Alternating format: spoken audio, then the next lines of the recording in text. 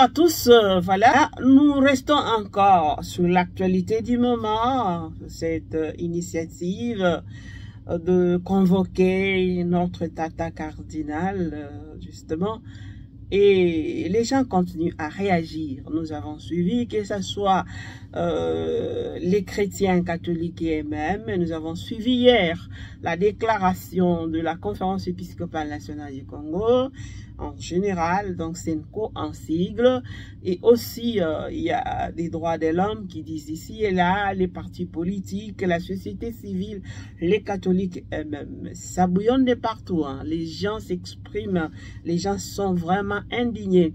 C'est dans ces registres que les prêtres quinois, qui étaient aussi rassemblés entre eux, et ne peuvent pas laisser échapper à cette occasion. Alors, ils ont produit un communiqué après les rassemblées des clergés quinois. Ils se sont réunis en assemblée et suite à cela, donc après les rassemblées, ils ont adressé aussi un message. Message de l'assemblée des clergés quinois. Aux fidèles catholiques de Kinshasa, aux femmes et aux hommes de bonne volonté. Ici, on a écrit en commençant par les hommes. Moi, j'ai commencé par les femmes, parce que c'est une femme qui parle. Alors, les prêtres quinois se posent la question. Pourquoi ce tumulte des nations? Point d'interrogation. Faisons sauter nos chaînes. Confère Psaume, chapitre 2, versets 1 et 3. Chers frères et sœurs, le dimanche 28 avril 2024, nous, clergés de Kinshasa, avons été profondément choqués de découvrir sur les réseaux sociaux la maladroite initiative des autorités judiciaires de notre pays, ouvrant une information judiciaire à charge de son éminence, le cardinal Fridolin Ambongo, archevêque métropolitain de Kinshasa. Ainsi, nous tenons à adresser les présents messages. Tous les sermons, points de presse et interviews du cardinal archevêque de Kinshasa, en tant que pasteur, s'appuient sur la foi catholique, affermissent les frères dans la foi, confère Luc chapitre 22, verset 32, et éveille les consciences des fidèles dans la droite ligne de l'enseignement social de l'Église. De ces faits, ils ne peuvent en aucun cas violer librement les consciences. Aussi, appeler à constituer un front commun pour faire face aux menaces extérieures n'a rien d'un propos séditieux. De même, exiger un bon traitement de nos militaires au front, est-ce là les décourager et appeler à la rébellion? Convaincu de la rectitude des différentes interventions du cardinal sur la situation sociopolitique de notre pays, nous dénonçons et condamnons cette honteuse initiative qui instrumentalise la justice et reflète une dérive dictatoriale visant à annihiler la liberté d'expression. Aussi, réaffirmons-nous ouvertement et de manière des plus claires possible notre attachement et notre indéfectible fidélité à notre archevêque Fridolin cardinal Ambongo. Nous sommes de cœur avec lui dans l'accomplissement de sa mission prophétique. Pour l'amour du Congo, je ne mettrai point, confère Isaïe, chapitre 62, verset 1.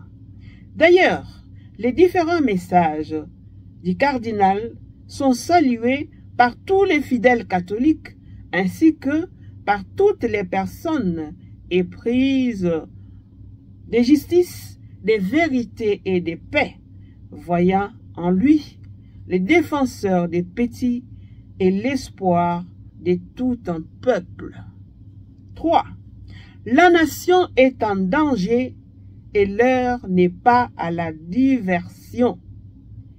À tous ceux qui se trompent des cibles, nous lançons cet avertissement. Qui touche au cardinal, touche au clergé. Qui convoque le cardinal, convoque le clergé. Voilà pourquoi nous invitons tous les fidèles de Kinshasa au calme et à la vigilance dans l'attente des directives.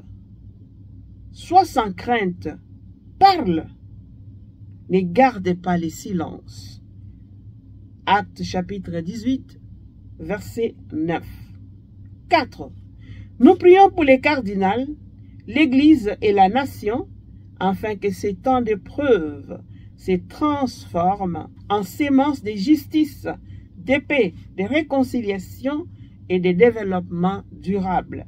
Que Dieu prenne en grâce et bénisse notre beau et grand pays, la République démocratique du Congo, confère Psaume chapitre 62, verset 2. Fait à Kinshasa, le 30 avril 2024, l'Assemblée du clergé quinois. Comment vous appréciez la suite de l'événement? À mon avis, ça va s'arrêter là. Je ne vois pas de raison pour lesquelles le cardinal serait poursuivi. Donc, c'est tout à fait normal que si on a besoin des informations de sa part. De toutes les façons, l'Église ne s'est jamais interférée en justice. Mais si ça se transforme en tracasserie, alors ça, c'est une autre dimension qui appellerait une autre réaction. Mais la justice, si elle est juste, personne n'en disconvient. Et donc, une information judiciaire, on n'est pas encore vraiment dans un dossier judiciaire. Donc, il n'y a rien à dramatiser. C'est ça d'ailleurs le sens de communiquer la SEMCO, parce qu'on a enregistré beaucoup d'agitation, beaucoup de réactions qui pouvaient aller dans tous les sens. Il semble que le cardinal a refusé de répondre à une invitation du parquet. Est-ce que c'est vrai? Ou bien maintenant il peut répondre si on l'invitait? Non, c'est une fausseté. La fameuse lettre d'invitation est arrivée pendant que le cardinal était à Nairobi pour une mission en tant que président de CHEAM. Il est rentré le vendredi 26, donc le week-end s'en est suivi et entre-temps on a lu la fameuse lettre. On se demande quelle est la motivation de ceux qui ont voulu la médiatiser. Donc on peut vraiment pas parler du refus. N'importe quelle autorité, même au niveau mondial, ils peuvent être écoutés pour besoin d'information. Donc il est prêt à répondre à l'invitation du parquet. Pour le moment, l'invitation est tombée caduque. Je ne sais pas comment va se comporter le procureur. Vous avez compris, qui touche au cardinal, touche au clergé quinois. Qui convoque les cardinals, convoque les clergés quinois. Donc faites attention. Vous allez voir non seulement les clergés quinois derrière, vous risquez de voir tous les catholiques derrière. Alors évitez ça. Moi, je ne commente pas. J'avertis comme prophète aussi qui crie dans les déserts. J'essaie un peu d'étirer ce qui est dit ici. Voilà, nous allons accompagner, nous continuons à accompagner notre Église. Nous prions pour notre pays, nous prions pour notre Père, Éminence le cardinal Fridolin Ambongo. Et nous demandons à tous les catholiques de dupliquer ces messages pour que d'autres catholiques aussi, peut-être qui ne sont pas informés, qui soient informés, parce que le message ici est adressé à tous les catholiques et particulièrement aux chrétiens de Kinshasa, peut-être qui ne sont pas informés. Alors il faut envoyer dans les différents groupes ces messages pour que les catholiques soient informés. Je voulais justement vous informer, puisque l'information, il ne faut pas attendre. Vous êtes informés. Voilà, merci de nous avoir suivis. Nous nous retrouverons dans d'autres circonstances si l'actualité l'oblige. Au revoir, à bientôt.